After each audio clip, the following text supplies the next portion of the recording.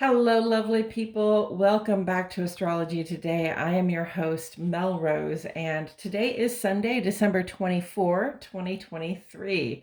Today we are encouraged to plan and collaborate. But before we dive into it, please take a moment to like the video, subscribe to my channel, and click for notifications. That way you'll know every time I post fresh daily astrology and tarot content.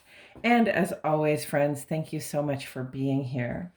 The sun is now in Capricorn, here to bring light to our goals and ambitions. Capricorn's catchphrase is, "We need mountains to climb and problems to solve."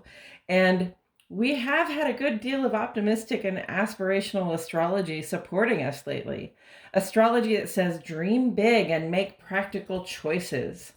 So hopefully you have some outstanding ideas as to what you'd like to achieve in the coming year or years. If you're dreaming outside your comfort zone and above your pay grade, you're doing it right. But we must understand that it's a matter of putting one foot in front of the other, day by day, building our empires by establishing progress with many smaller accomplishments.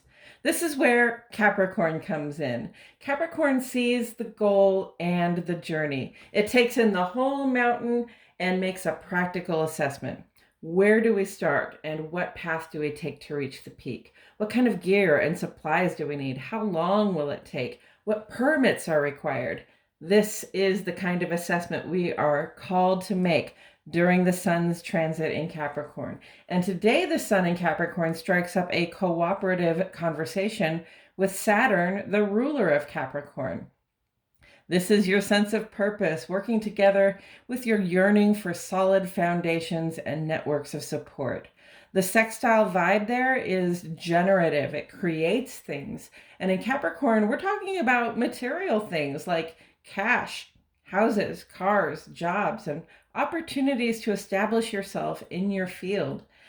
It takes ambition, friends, and working the plan to work with this energy. But if you put in the effort, you will make good progress.